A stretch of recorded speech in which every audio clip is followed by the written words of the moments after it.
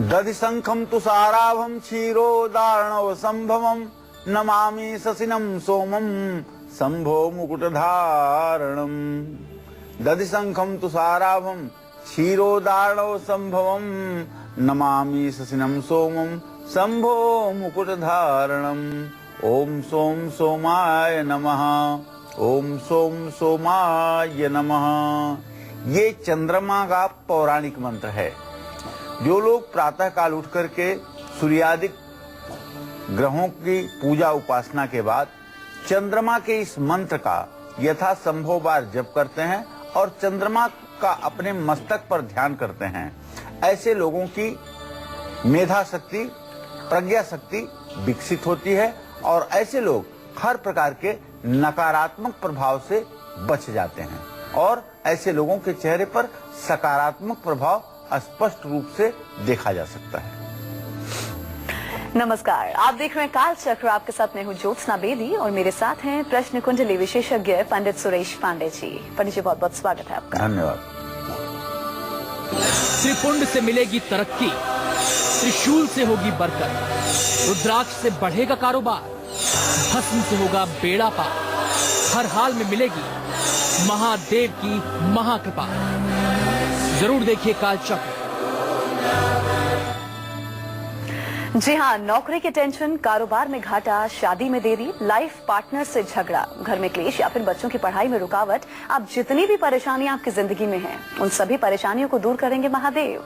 क्योंकि आज पंडित सुरेश पांडे जी आपको भगवान शिव की वो 6 चमत्कारी चीजों के बारे में बताएंगे जिनसे जुड़े उपाय करने से आपकी हर परेशानी से आपको निजात मिलेगी और इसके साथ ही आपकी हर मनोकामना भी पूरी होगी।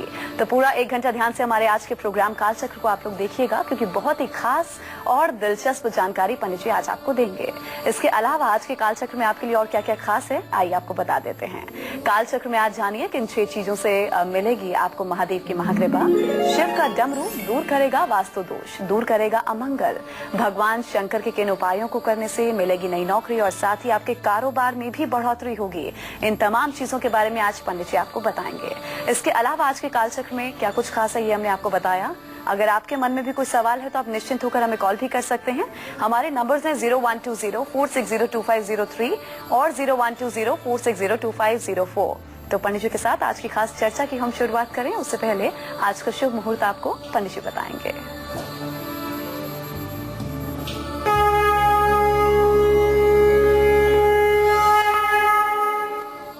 20 जून 2016 दिन सोमवार। आज आषाढ़ शुक्ल पक्ष की पूर्णिमा तिथि है 4:32 तक। इसके बाद आषाढ़ कृष्ण पक्ष की प्रतिपदा तिथि शुरू हो जाएगी। मूल नक्षत्र कल सुबह 7:31 तक है और राहु काल सुबह 7:30 बजे से शुरू होकर के 9 बजे तक था। आज स्नान दान की पूर्णिमा भी है। चलिए, तो ये तो पंडित जी ने आपको आज का शुभ मुहूर्त बताया। पंडित जी के साथ हम आज की खास चर्चा की शुरुआत कर लेते हैं। जी पंडित जी, सबसे पहले बताइए भगवान भोलेनाथ की वो पहली प्रिय चीज कौन सी है जिससे जुड़ा हम उपाय करें, वास्तु दोष भी दूर हो हमारे घर से और साथ ही कभी भी अमंगल ना हो। बहुत सुंदर प्रश्न है आपका। वैसे तो भगवान शिव विश्व स्वरूप हैं। जगत में कोई ऐसी वस्तु नहीं है जहां भगवान शिव का वास न हो। अणु और परमाणु में भी भगवान शिव का वास है और यह संपूर्ण चराचर जगत भगवान शिव के एक रोमकूप में समाया हुआ है। अर्थात भगवान शिव सब में है और सब भगवान शिव में है, ऐसी मान्यता हमारे शास्त्रों की है।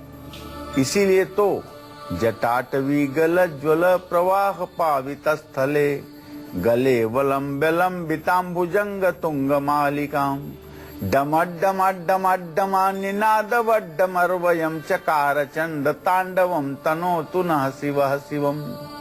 भाई, भगवान शिव का डमरू बजाना आनंद और मंगल का प्रतीक है, ऐसी हमारे सनातन धर्म की मान्यता है। भगवान भोलेनाथ डमरू बजा करके खुश भी होते हैं और डमरू सुनकर भी खुश होते हैं। अगर आपके घर में क्लेश की स्थिति बढ़ती जा रही है, भाई भाई में विवाद बढ़ रहा है, सास बहू में लड़ाई झगड़े हो रहे हैं और घर में सुख शांति से बनी हुई रोटी नहीं खाई जा रही है। इतने क्लेश की स्थिति यदि घर में उत्पन्न हो रही है, चाहे ये वास्तु दोष के कारण हो और चाहे घर की नकारात्मक ऊर्जा के कारण हो, घर में अगर बरकत नहीं हो रही है तो मेरा एक सुझाव आपके सारे जीवन को बदल कर रख देगा।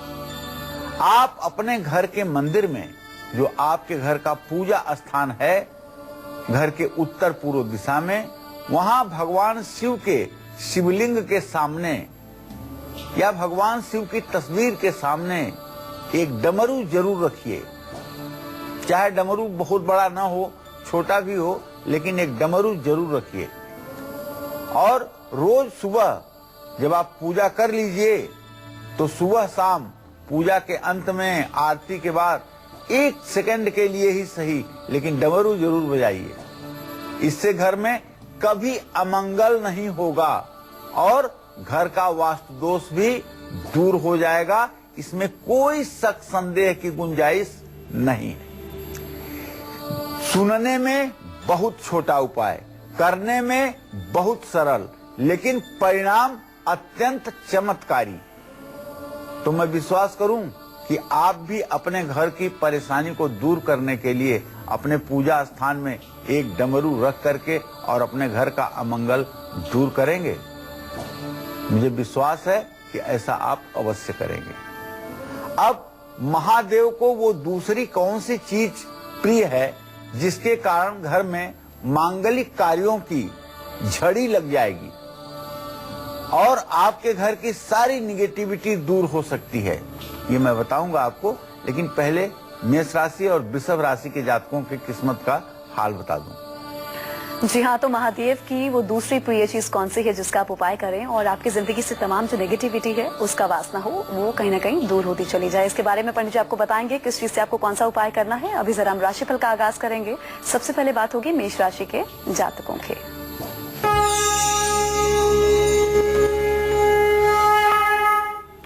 आज मेष राशि के जातकों का जब ग्रह गोचर हम देख रहे हैं तो मन प्रसन्न हो रहा है। क्यों? बहुत दिनों के बाद मंगल और शुक्र की नवम पंचम स्थिति हुई है। मंगल अपनी राशि को देख रहा है। तो आज मेष राशि के जातकों के लिए प्यार के लिए बहुत ही अच्छा दिन है। आज प्यार के क्षेत्र में, दाम्पत्य जीवन के क्षेत्र में आपको अच्छी खासी सफलता मिलेगी और आज किसी खास विशेष व्यक्ति से आपकी मुलाकात भी होगी जो शायद आपके जीवन का यादगार क्षण रहेगा। लेकिन आज शाम को हो सकता है कि आप अकेलापन महसूस करें। अगर आपको संतान की चाहत है तो आप हरिवंश पुराण का आज पाठ करिएगा और भगवान श्री हरि विष्णु की उपासना करिएगा और तांबे का बर्तन किसी धर्म स्थान में दान करिएगा। जय मां विंध्यवासिनी।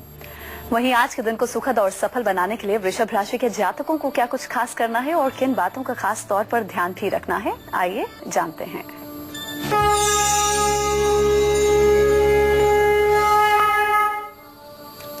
वृषभ राशि के जातकों का तो आज एकदम अजब गजब ग्रहचार है।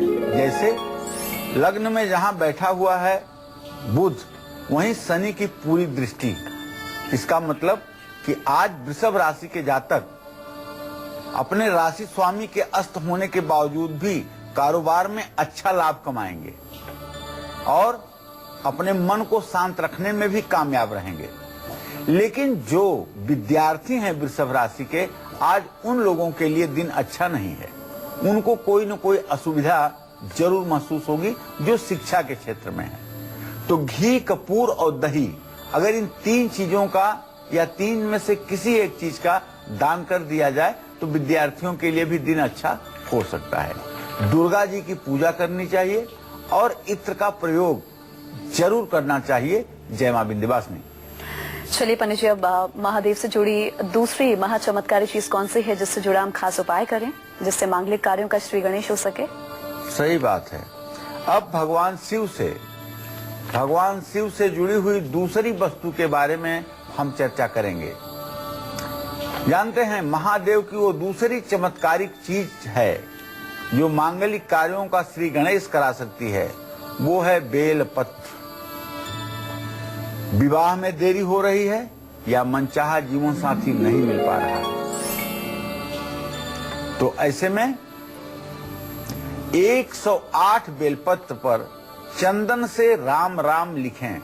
चमेली की कलम बना लीजिएगा या बेरी की कलम बना लीजिएगा और चंदन घोल करके चमेली के कलम से या बेल के लकड़ी से तीनों पत्तियों पर लिखिएगा राम राम राम और ओम नमः शिवाय बोलते हुए शिवलिंग पर आप बेलपत्र एक एक करके अर्पित करते जाइए। बेलपत्र का चिकना भाग नीचे की तरफ हो, इस बात का ध्यान रखिएगा। विवाह जल्दी होगा और अच्छे व्यक्ति के साथ विवाह होगा। दाम्पत्य जीवन सुखमय रहेगा। अगर आपकी सेहत खराब हो रही है तो 108 बेलपत्र लीजिए और इस पर चंदन का इत्र हर पत्ते पर लगा लीजिए। और जानते हैं, सफेद वस्त्र पहन करके पूरब दिशा में मुंह करके शिवलिंग का अभिषेक करके ओम हौम जूम सह ये मंत्र आप जपते हुए शिवलिंग पर बेलपत्र चढ़ाएं और कोई परिवार का एक सदस्य जब तक आप बेलपत्र चढ़ाते रहें तब तक जल की धारा शिवलिंग पर देते रहें। पुराना से पुराना रोग, असाध्य से असाध्य रोग भी छोटी छोटी दवाइयों से ठीक होगा, क्योंकि आपके साथ जुड़ेगी भगवान शिव की असीम अनुकंपा।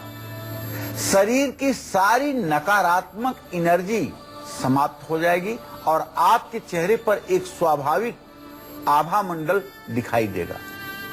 सकारात्मक ऊर्जा का प्रभाव ये होगा कि आप प्रसन्न दिखाई देंगे। अब मैं बताऊंगा कि पूजा के समय बेलपत्र इस्तेमाल करते समय किन बातों का आपको ध्यान रखना चाहिए। देखिए, मैंने बहुत कार्यक्रमों में बेलपत्र पर चर्चा की है और मुझे विश्वास है कि काफी कुछ चीजें आपको आती भी होंगी, लेकिन एक बार पुनः बताना चाहूंगा कि एक बेलपत्र में 3 पत्ती होनी चाहिए। पत्तियां अगर टूटी हुई हों या उसमें छेद हो तो ऐसे बेलपत्र का प्रयोग संभवतः नहीं करना चाहिए। बेलपत्र जब भी शिव जी को अर्पित करें तो चिकनी तरफ से ही चढ़ाएं। एक ही बेलपत्र को जल से धो करके बार बार शिवलिंग पर आप चढ़ा सकते हैं, इसका कोई दोष नहीं लगता है, बल्कि इसका पुण्य फल प्राप्त होता है। लेकिन बिना जल के बेलपत्र सूखा सूखा नहीं अर्पित करना चाहिए। जब भी बेलपत्र अर्पित करें साथ में जल की धारा जरूर चढ़ाएं। यह उपाय निश्चित रूप से आपके जीवन को सफल बनाएगा। अब महादेव की तीसरी चमत्कारिक चीज जो आपको बुरा काम करने से तो रोकेगी ही, साथ ही आपके घर में सुख समृद्धि और ऐश्वर्य का भी वास कराएगी, उसके बारे में आपसे चर्चा करूंगा अब से थोड़ी देर में। जी हाँ, तो अगर आप लोग भी बुरे कामों से बचना चाहते हैं तो आपको क्या खास करना होगा, पंडित जी आपको बिल्कुल बताएंगे। उससे पहले मिथुन राशि के जातकों को उनकी किस्मत का हाल बताते हैं।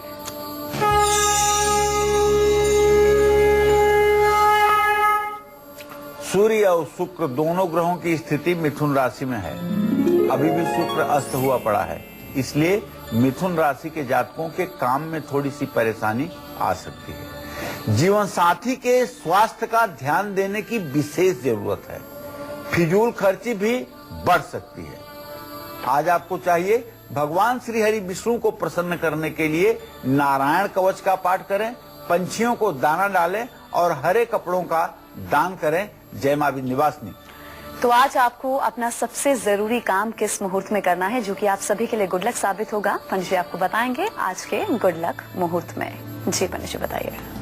आज आप अपना कोई भी जरूरी काम अभिजीत मुहूर्त में शुरू कीजिए।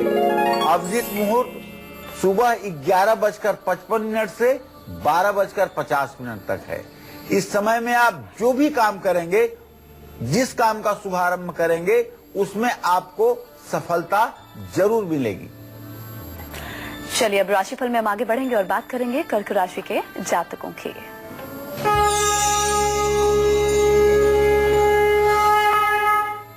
देखिए, कर्क राशि पर आज के तारीख में किसी ग्रह की पूरी दृष्टि नहीं है, बल्कि कर्क राशि का स्वामी चंद्रमा अपने से छठे स्थान में धनु राशि में गोचर से पहुंच गया है।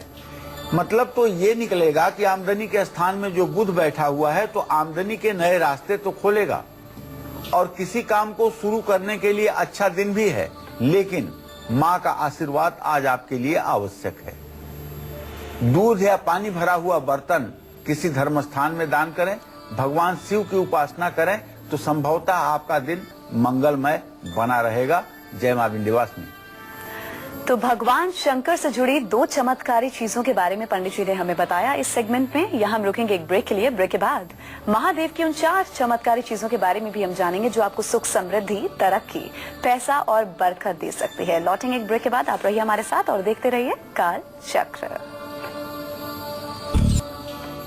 ब्रेक के बाद स्वागत है आप सभी का। आप देख रहे हैं काल चक्र।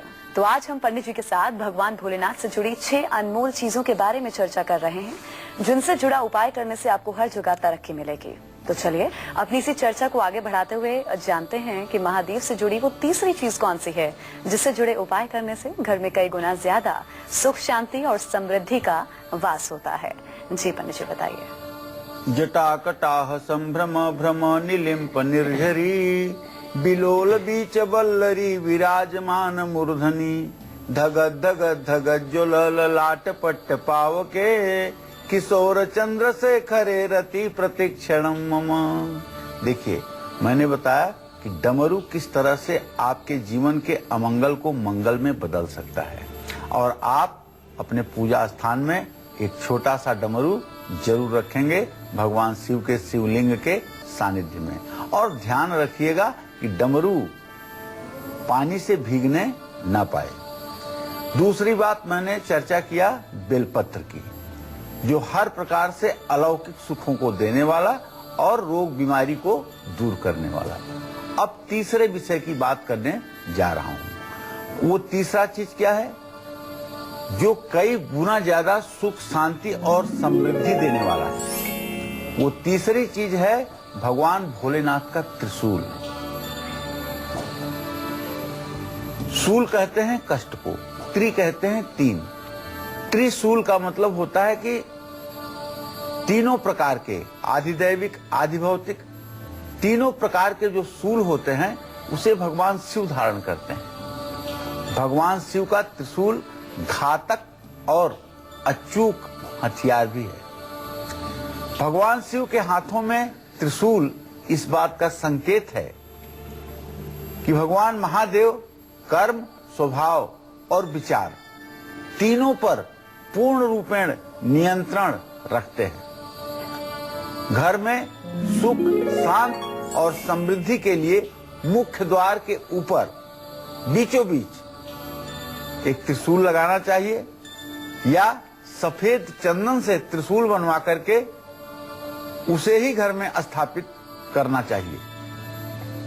त्रिशूल की आकृति घर में लगाने से आपका मन, वाणी और कर्म पर कंट्रोल बना रहता है। जिन लोगों के घर में पूरब उत्तर के कोने में कमरा बन गया है या उत्तर की दिशा में कोई निर्माण हो गया है, पूरब की दिशा में निर्माण हो गया है और दक्षिण पश्चिम की दिशा में कुछ निर्माण नहीं हो पाया है और इस वास्तु दोष के कारण परिवार में परेशानी बनी हुई है, उन सभी लोगों को चाहिए कि पीतल का त्रिशूल बनवा करके अपने घर के नैऋत्य कोण में केसरिया रंग के पाइप में त्रिशूल लगा करके और अगर 10 फीट ऊंचा त्रिशूल लगा दें तो घर का सारा वास्तु दोष दूर होगा और कभी आपके घर पर वज्रपात नहीं हो सकता है। इस बात को भी ध्यान दीजिए। आप कहीं जाइए नहीं, क्योंकि सिंह राशि वालों की किस्मत का हाल बताने के बाद मैं बताऊंगा कि भोलेनाथ को कौन सी चौथी चमत्कारी चीज है जो जिसे आप समर्पित करेंगे तो आपको न तो नौकरी में कोई परेशानी रहेगी, न व्यवसाय में कोई परेशानी रहेगी और न ही घाटा लगने की कोई गुंजाइश रहेगी। तो आप बने रहिएगा हमारे साथ, देखते रहिएगा कालचक्र। जी हाँ, इस बारे में भी आपको पंडित जी विस्तार से बताएंगे कि किस चीज से आपको कौन सा उपाय करना है जिससे आपको तमाम परेशानियों से राहत मिल सके। अभी जरा हम राशिफल में आगे बढ़ेंगे और बात करेंगे सिंह राशि के जातकों के लिए।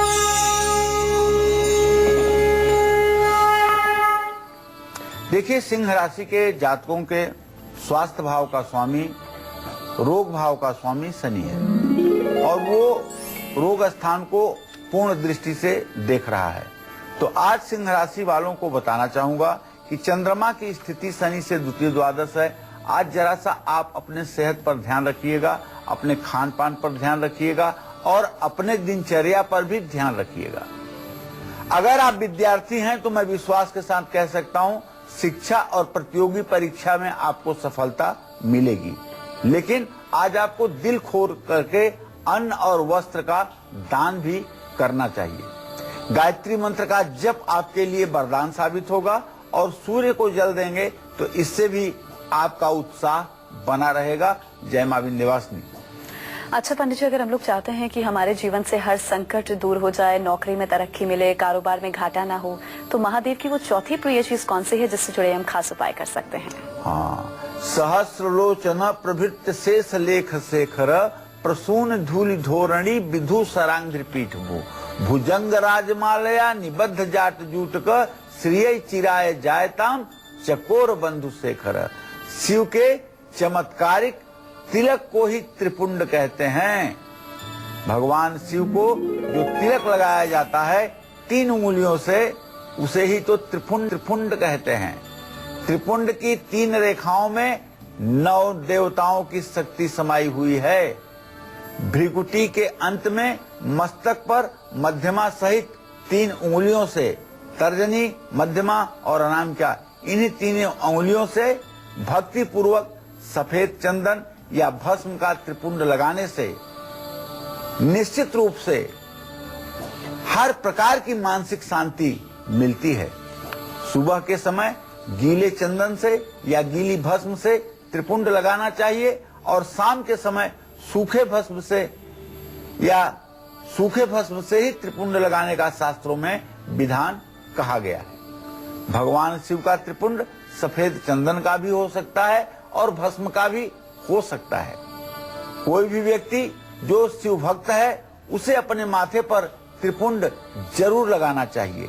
त्रिपुंड लगा करके रुद्राक्ष की माला धारण करके जब व्यक्ति ओम नमः शिवाय का जप करता है तो वह साक्षात शिव की तरह ही पवित्र और वंदनीय हो जाता है। ध्यान या मंत्र का जप करने से, मंत्र के जप करने के समय अगर त्रिपुंड लगा करके कोई व्यक्ति साधना करे तो ऐसे व्यक्ति के 5 इंद्रियों पर उसका नियंत्रण सदैव बना रहता है। नौकरी में अगर आपके भी परेशानी बढ़ रही है, कारोबार में दिक्कत आ रही है, विरोधी और नजर दोष की वजह से आपकी संतान परेशान रहती है, तो रोज शिवलिंग पर सफेद चंदन से त्रिपुंड जरूर बनाइए और भगवान शिव की विधिवत आराधना कीजिए। भगवान शिव की आराधना करने पर और सफेद चंदन या भस्म से त्रिपुंड शिवलिंग पर बनाने से मनोकामना पूरी होगी।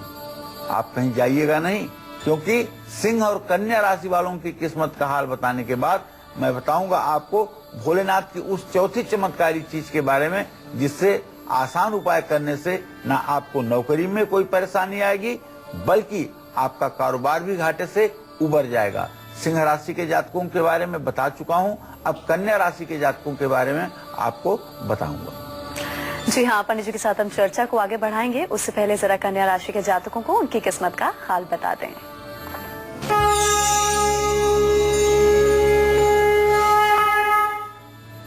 आज कन्या राशि के जातकों के ग्रह गोचर को अगर देखा जाए तो कन्या राशि का स्वामी बुध भाग्य स्थान में बैठा हुआ है। ऐसे में मन तो खुश रहेगा, इसमें कोई दो राय नहीं, लेकिन मेरा सुझाव ये है कन्या राशि वालों को कि आप अपनी आगे की योजना पर ध्यान दीजिए और बच्चों के काम में व्यस्तता को देखते हुए आप बच्चों के सहयोग को भी तत्पर रहिए। राहु का मंत्र ओम रांग राहवे नमः, इसका आप जप कर लीजिए और अपामार्ग की लकड़ी से हवन करिए। मूंग का, हरी मूंग का दान किसी धर्म स्थान में करने से भी आपको लाभ मिलेगा। जय मां विंध्यवासिनी। वहीं आज के दिन को मंगलमय बनाने के लिए तुला राशि के जातकों को क्या खास करना है और किन बातों को लेकर खास तौर पर सावधानियां भी बरतनी हैं, आइए आपको बताते हैं।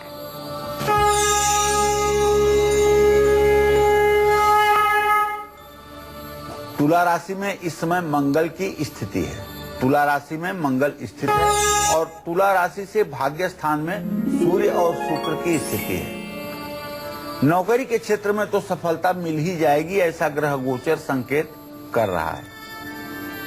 और कानूनी मामलों में भी थोड़ा दिक्कत जरूर होगी, लेकिन सफलता मिलेगी। और आपकी आमदनी में भी अब बढ़ोतरी का एक क्रम शुरू होगा। लेकिन 7.5 तो चल ही रही है, इसलिए गाय को गुड़ और रोटी जरूर खिलाइएगा और वस्त्र का दान किसी गरीब जरूरतमंद व्यक्ति को करिएगा और सुबह शाम भगवती महालक्ष्मी की उपासना जरूर करिएगा। इससे आपकी मनोकामना पूरी होगी।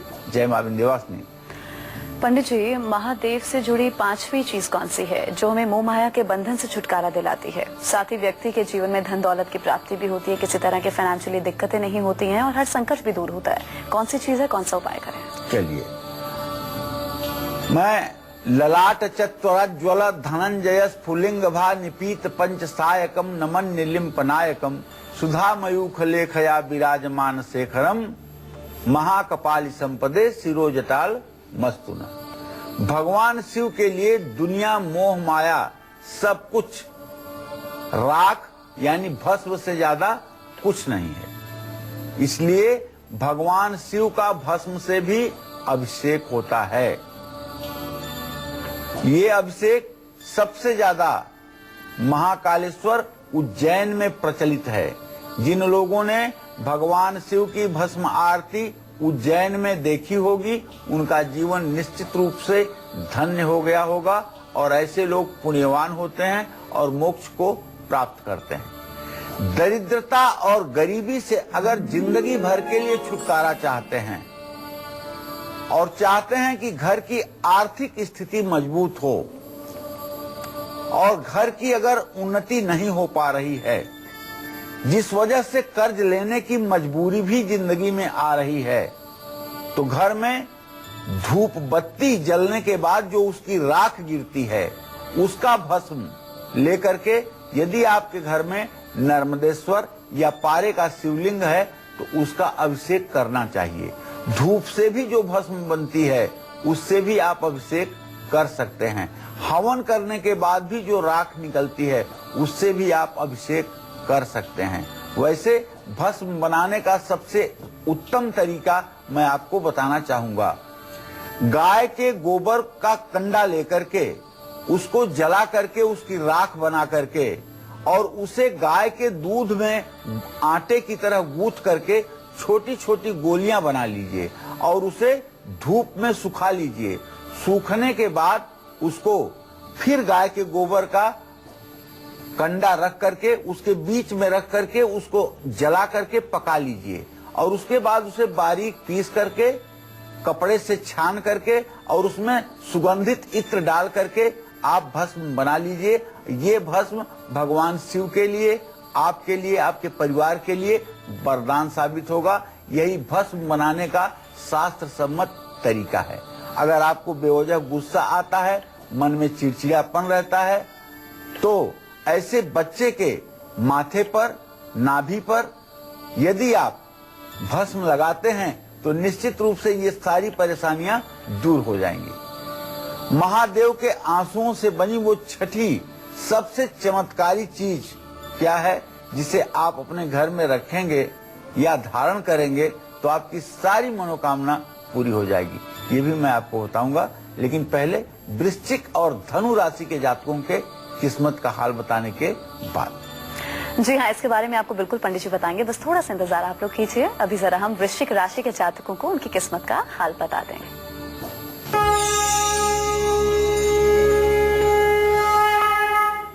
वृश्चिक राशि में शनि की स्थिति है। आज वृश्चिक राशि के जातक भाइयों के साथ यात्रा पर जा सकते हैं। मेरा तो सुझाव है कि दो सगे भाई एक साथ यात्रा ना करें। बच्चों की सेहत का ध्यान रखें और नौकरी में तरक्की का योग है। आप बहते पानी में गुड़ बहाएं, मीठी रोटी बांटें और हनुमान जी की पूजा करें। जय मां विंध्यवासिनी। वहीं आज का दिन पूरा कैसा व्यतीत होगा धनु राशि के जातकों का, आइए आपको बताते हैं।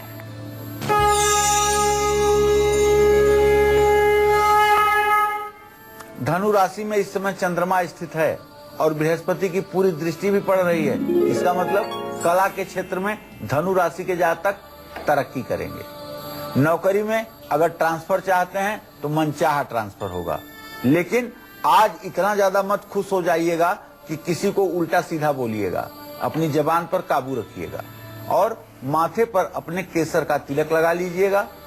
भगवान ब्रह्मदेव की उपासना कर सकते हैं, पीपल की जड़ में जल चढ़ा सकते हैं। ये सब चीजें आपके लिए लाभकारी होंगी। जय मां विंध्यवासिनी। अच्छा पंडित जी, महादेव की जो छठी चीज है, शक्तिशाली सबसे अहम चीज कौन सी है जिससे जुड़ा हम उपाय करें और परिवार के हर सदस्य को लाभ की प्राप्ति हो? देखिए, अब मैं आपको बताना चाहूंगा छठी चीज के बारे में। वो छठी चीज है रुद्राक्ष। रुद्राक्ष की उत्पत्ति भगवान शिव के आंसुओं से हुई है। कानूनी मामलों में यदि आप फंस गए हैं तो 7 मुखी, 8 मुखी और 11 मुखी रुद्राक्ष गले में जरूर धारण कर लीजिए। आपके कारोबार में नुकसान हो रहा है तो 11 मुखी रुद्राक्ष धारण कर लीजिए। नौकरी में सफलता पाना है, आत्मविश्वास बढ़ाना है तो 9 मुखी रुद्राक्ष धारण कीजिए। बच्चे का पढ़ाई में मन लगाना है, मन नहीं लग रहा है तो ऐसे में आप एकाग्रता और कमजोरी को दूर करने के लिए, एकाग्रता को बनाए रखने के लिए 4 मुखी और 6 मुखी रुद्राक्ष धारण करें। शनि की 7.5 से परेशान है तो 7 मुखी रुद्राक्ष गले में धारण करें। राहु की महादशा चल रही है तो 8 मुखी रुद्राक्ष धारण करें।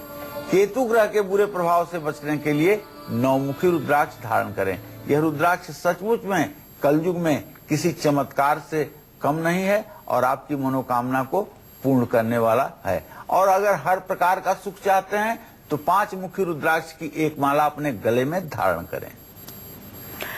आप अगर अपने ससुराल में सुखी नहीं हैं और आपका ससुराल वालों से हमेशा झगड़ा होता रहता है तो अपने बेडरूम में किस दिशा में कौन सी चीज रखने से आपकी ये परेशानी हमेशा हमेशा के लिए दूर हो सकती है? कौन सी वो चीजें बताएंगे हम आपको एक छोटे से ब्रेक के बाद। लौटेंगे जल्द, आप देखते रहिए काल चक्र।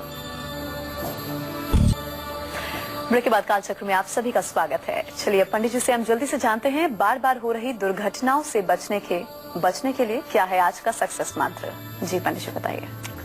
देखिए, बार बार अगर आप दुर्घटना के शिकार हो रहे हैं और आपकी गलती नहीं है फिर भी दुर्घटना घटित हो रही है तो ये किसी अशुभ संकेत का संयोग है। तो किसी भी दिन हरे रंग की डोरी में केसर घोल करके लगा लीजिए और अपनी दाहिनी बाह पर इस डोरी को 3 बार बांध लीजिए और ये डोरी कम से कम 45 दिनों तक बनी रहने दीजिए।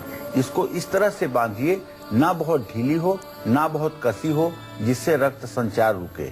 निश्चित रूप से यह उपाय आपके दुर्घटना को रोकेगा। चलिए अब जानते हैं ससुराल में सबका दिल जीतने और सुखी रहने का वास्तु टिप क्या है। जी पंडित जी, वास्तु उपाय। देखिए, अगर आप सचमुच में अपने ससुराल में सुखी नहीं हैं और आपका ससुराल वालों से विवाद होता रहता है तो लड़की चांदी का एक सिक्का और एक मोती सफेद कपड़े में बांधकर अपने बेडरूम के उत्तर दक्षिण दिशा में जरूर रख लें। निश्चित रूप से यह उपाय आपके लिए कारगर साबित होगा। चलिए अब राशिफल के सिलसिले को आगे बढ़ाएंगे और बात करेंगे मकर राशि के जातकों की।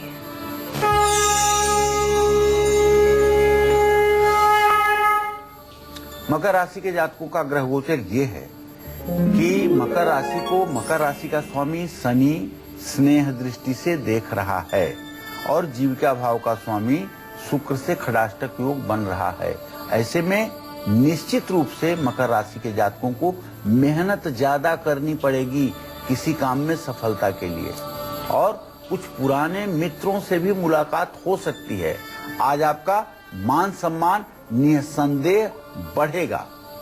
बहते हुए पानी में 1 मुट्ठी जौ प्रवाहित करिएगा और शिवलिंग पर दूध चढ़ाइएगा। तिल का दान करने से भी आपकी मनोकामना पूरी होगी। जय मां विंध्यवासिनी। वहीं आज का पूरा दिन कैसा व्यतीत होगा कुंभ राशि वालों का, आइए उनका आज का राशिफल आपको बता देते हैं।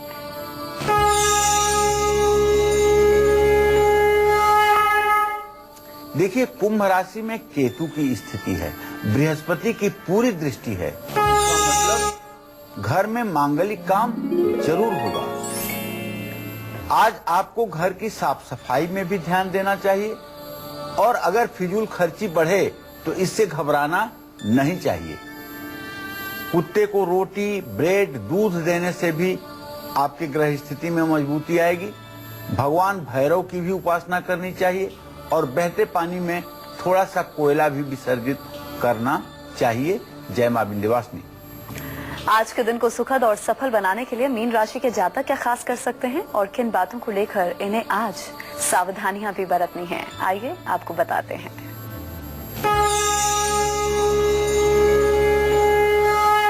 जातकों को बताना चाहूंगा कि आज का जो ग्रह गोचर है उसके आधार पर तो यही कह सकते हैं कि थोड़े से मन में कुछ शंका रहेगी जिससे मन परेशान रहेगा और आपके उच्चाधिकारी और आपके बॉस से भी आपको थोड़ी सी प्रॉब्लम क्रिएट हो सकती है, परेशानी मिल सकती है। हाँ, लेकिन अगर शेयर बाजार में आप काम करते हैं तो आज आपको मुनाफा जरूर होगा। ओम ब्रिंग बृहस्पताय नमः का मंत्र जप कर लीजिए, अपने गुरुजनों की सेवा करिए और चने की दाल का दान करिए। जय मां विंध्यवासिनी। तो भगवान महादेव से जुड़ी वो कौन सी 6 प्रिय, चमत्कारी और शक्तिशाली चीजें हैं जिससे जुड़े आप उपाय करें, आपकी हर मनोकामना की पूर्ति और साथ ही आपको हर परेशानी से निजात मिले, उनके बारे में आपको पंडित जी ने बताया, जैसे डमरू, त्रिशूल, त्रिपुंड। उम्मीद है आपने ध्यान से हमारी पूरी इस चर्चा को सुना होगा और जो खास उपाय आपको पंडित जी ने बताए हैं आपको करने हैं उन्हें आप जरूर करेंगे। बहुत बहुत शुक्रिया पंडित जी इस खास जानकारी के लिए। कल फिर हाजिर होंगे हम पंडित सुरेश पांडे जी के साथ एक नए विषय को लेकर और इसके साथ ही आपके लिए अचूक, असरदार, चमत्कारी उपायों को लेकर लौटेंगे कल इसी समय। कल फिर से वापसी होगी। अभी कालचक्र की पूरी टीम को दीजिए इजाजत। नमस्कार।